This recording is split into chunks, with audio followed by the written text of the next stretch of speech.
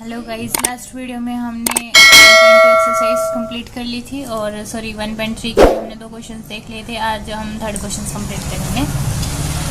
Third question क्या कह रहा है इसका, देखिए एक्सरसाइज 1.3 का थर्ड क्वेश्चन का फर्स्ट पार्ट क्या है कि प्रूव करना है हमने इसे इरेशनल, वही है जो हमने पिछले क्वेश्चंस में किया था, उसी तरीके से करना है सेम।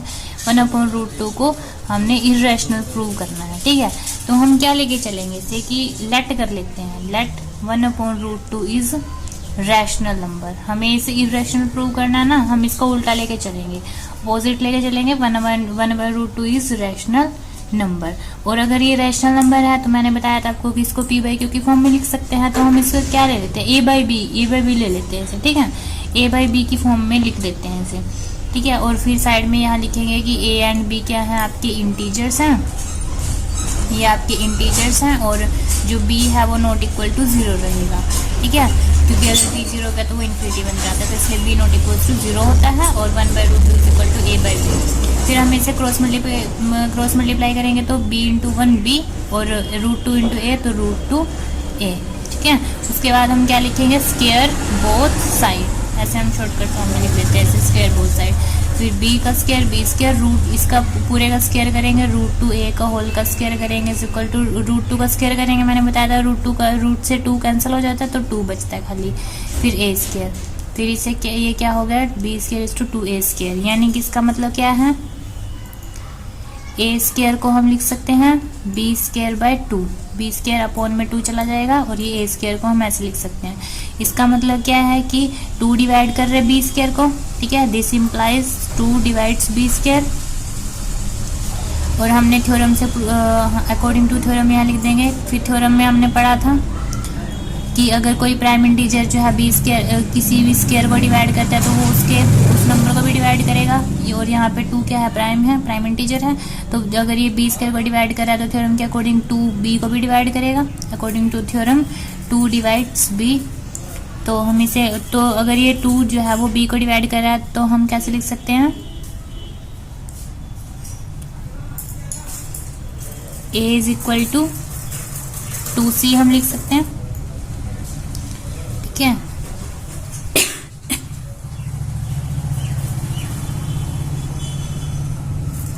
a को फिर हम लिख सकते हैं 2c, हम मान के चलते हैं a को, हम फिर 2c मान के चलेंगे। फिर हम, ये सेकंड इक्वेशन है, ये आपकी फर्स्ट इक्वेशन है, तो हम उसमें पुट कर देंगे a स्क्वायर की वैल्यू।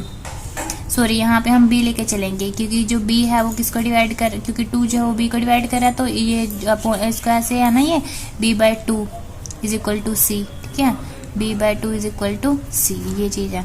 तो b is equal to 2c, ये चीज़ है आपकी, ठीक है। तो फिर हम क्या करेंगे, अब b is equal to 2c है तो इस इक्वेशन में b स्क्वायर की वैल्यू पुट कर देंगे, b की जगह इसको 2c को पुट कर देंगे, 2c का होल का स्क्वायर डिवाइड बाय 2। तो ये था आपका a स्क्वायर चल रहा था, ये भी a square is equal to 2 2 ज़ा 4 और c का स्क्वायर और डिवाइड बाय 2, तो 2 2 ज़ा 4 तो बचा 2c स्क्वायर, ठीक है। तो यहाँ से क्या हुआ, ये क्या पता चला आपको कि a square is equal to 2c square है। इसका मतलब क्या है कि 2 किसको डिवाइड कर रहा है, हम इसे ऐसे लिख सकते हैं ना, a square by 2 is equal to c square. तो इसका मतलब 2 किसको डिवाइड कर रहा है, a स्क्वायर को डिवाइड कर रहा है। और थ्योरम के अकॉर्डिंग 2 किसको भी डिवाइड करेगा, 2 also divides a, 2 also divides a, मतलब 2 a स्क्वायर को डिवाइड कर रहा है तो 2 a को भी डिवाइड करेगा, ये थ्योरम के अकॉर्डिंग था। लेकिन अब यहाँ से इक्वेशन ये वाली देखिए यहाँ पे कि जो 2 है वो b स्क्वायर को भी डिवाइड कर रहा है और 2 b को, मतलब 2 b को भी डिवाइड कर रहा है और 2 जो है वो a स्क्वायर को भी डिवाइड कर रहा है, यानी कि 2 a को भी डिवाइड कर रहा है। अगर तो 2 b को भी डिवाइड कर रहा है और 2 a को भी डिवाइड कर रहा है, इसका मतलब a और b का एक कॉमन फैक्टर हो गया 2, जो कि नहीं होना चाहिए था, ये कॉन्ट्राडिक्शन होती है यहाँ पे, ठीक है, कि a और b आपके को प्राइम इंटीजर से कि a और b का कोई कॉमन फैक्टर नहीं हो सकता, लेकिन a और b का यहाँ पे आपके पास कॉमन फैक्टर हो गया 2, तो इसका मतलब ये आपकी क्या हो गए, सपोजिशन रॉन्ग हो गई। तो देखिए इसे कैसे लिखेंगे, this means that a and b have common factor 2, तो ये कॉमन फैक्टर हो गया 2 विच इज अ कॉन्ट्राडिक्शन। कॉन्ट्राडिक्शन है क्योंकि को प्राइम होगा, क्योंकि ये को प्राइम है और को प्राइम का कोई भी कॉमन फैक्टर नहीं होता, ठीक है। Which is a contradiction because a and b are coprime, ठीक है। तो हमारी सपोजिशन जो है ना वो रॉन्ग हो गई, so over supposition is wrong.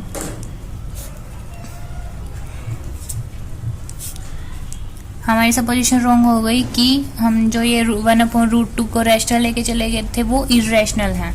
सो क्या होगा, जो 1/√2 है वो एक 1/√2 जो है वो क्या है, एक इरेशनल नंबर है, ठीक है। इसका मतलब ये था कि वो कॉमन फैक्टर, उसका कॉमन फैक्टर आ गया था एक 2, और कॉमन फैक्टर और ए और बी क्या थे आपके पास, को प्राइम थे, इनका एक कोई कॉमन फैक्टर नहीं होना चाहिए था, लेकिन आपके पास कॉमन फैक्टर आ गया, तो इसका मतलब हमारी सपोजिशन रॉन्ग है। जो हमने सपोज किया था वो हमारी रॉन्ग है, तो ये 1/√2 जो है वो एक इरेशनल नंबर है, वो रैशनल नहीं है, ठीक है। उसके बाद हम सेकेंड पार्ट देखते हैं इसका। सेकेंड पार्ट क्या है, 7√5 को हमने इरेशनल प्रूव करना है, वही है। हम इसको क्या लेके चलेंगे, लेट 7√5 इज रैशनल, इसको रैशनल नंबर लेके चलेंगे। तो अगर ये रैशनल है तो ये किस फॉर्म में होगा, ये रूट a/b की फॉर्म में, वही सब लिखना है। a एंड b आर क्या होंगे, आपके इंटीजर्स होंगे, को प्राइम इंटीजर्स होंगे ये, और b नॉट इक्वल टू 0 होगा, ठीक है। उसके बाद √5 इज इक्वल टू a/7b, 7 इधर आ जाएगा, 7b। उसके बाद अब यहाँ पे ये लिखेंगे, अब देखिए वही क्वेश्चन है, जैसे ये सेम वैसा क्वेश्चन है जैसे सेकंड क्वेश्चन था आपके पास 3 + 2 √5 वाला, ठीक है।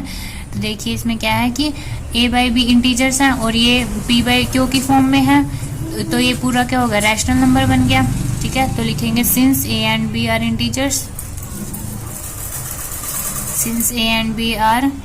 इंटीजर्स, सो a/7b क्या हो गया, रैशनल नंबर हो गया, ना a/7b। लेकिन ये √5 के इक्वल है, तो इसका मतलब क्या हो गया, √5 भी रैशनल हो गया जब ये रैशनल है, क्योंकि ये भी इंटीजर्स है और ये नॉट इक्वल टू 0 है, तो ये रैशनल बन गया। और ये किसके इक्वल है, √5 के इक्वल है, तो √5 भी क्या हो गया, रैशनल हो गया ना। तो this means that √5 is a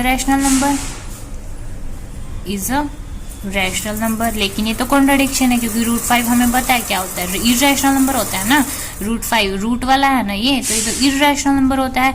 लेकिन यहाँ से तो ये प्रूव हो गया, जब हम इसको इस 7√5 को जब हम रैशनल लेके चले तो इससे ये हो गया ना प्रूव कि ये √5 रैशनल है, लेकिन √5 तो इरेशनल होता है, ठीक है। Which is a contradiction, this means that √5 is a rational number, which is a contradiction, because contradiction क्यों है, क्योंकि √5 तो एक इरेशनल नंबर होता है, इज एन इरेशनल नंबर, ठीक है। तो हमारी जो सपोजिशन है वो रॉन्ग हो जाती है, so over supposition is wrong. हमारी सपोजिशन रॉन्ग है कि जो 7√5 है वो एक इरेशनल नंबर होगा, ठीक है। हमारी सपोजिशन रॉन्ग है, जो 7√5 है वो एक इरेशनल नंबर ही होगा। हम लेके चले थे ना उसे रैशनल, तो वो इरेशनल ही रहेगा, ठीक है। उसके बाद थर्ड पार्ट है 6 + √2 वाला। 6 + √2 को हमने इरेशनल प्रूव करना है, उस बस सेम ही तरीका है आपका, सेम ही तरीके से भी सॉल्व होएगा। इसको भी वही लाइन लिखनी है कि लेट करते हैं इसे रैशनल नंबर है ये, ठीक है। अगर ये रैशनल नंबर है तो इसे a/b की फॉर्म में लिख सकते हैं, तो √2 इधर ही रह जाएगा, इसे थोड़ा सा सॉल्व कर लीजिए, -6। उसके बाद फिर इसका एलसीएम वगैरह लीजिए, a - 6 भी हो जाएगा, डिवाइड बाई b, ठीक है। उसके बाद अब देखिएगा, अब वही है कि a और b इंटीजर्स हैं और ये पूरा रैशनल नंबर हो गया, ठीक है। ये सेम उसी तरीके से लिखना है, a - 6 भी ये पूरा रैशनल होगा। अगर ये रैशनल है तो √2 भी रैशनल होगा, लेकिन √2 क्या होता है, इरेशनल होता है, ठीक है। चलिए मैं इसे लिख देती हूँ, √2 क्या हो गया, तो रैशनल होगा, लेकिन ये तो इरेशनल होता है, तो हमारी सपोजिशन रॉन्ग हो जाती है कि जो 6 + √2 है वो क्या होगा, इरेशनल नंबर होगा। तो मैं थोड़ा सा ये लिख देती हूँ, since a and b are integers, So a minus 6b divided by b is a rational number. This means that root 2 is a rational number which is a contradiction. ठीक है, क्योंकि ये तो कॉन्ट्रडिक्शन है, तो हमें पता ही है कि ये रूट 2 तो एक इरेशनल नंबर होता है, बिकॉज रूट 2 इज एन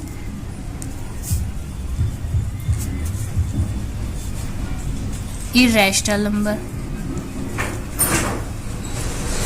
सो जो हमने माना था कि 6 प्लस रूट 2 जो हमने माना था कि 6 प्लस रूट 2 क्या इरेशनल है, वो हमारी सपोजिशन रॉन्ग हो जाती है, वो एक इरेशनल नंबर है. So our supposition is wrong.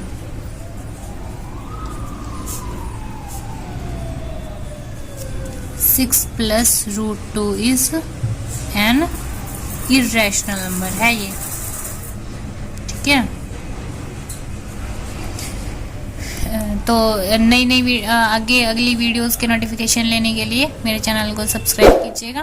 तब तक के लिए थैंक यू. अगर आपको मेरी वीडियो अच्छी लगी हो तो नीचे दिए गए सब्सक्राइब बटन पर क्लिक करें ताकि मेरी हर वीडियो की नोटिफिकेशन सबसे पहले आपको मिले.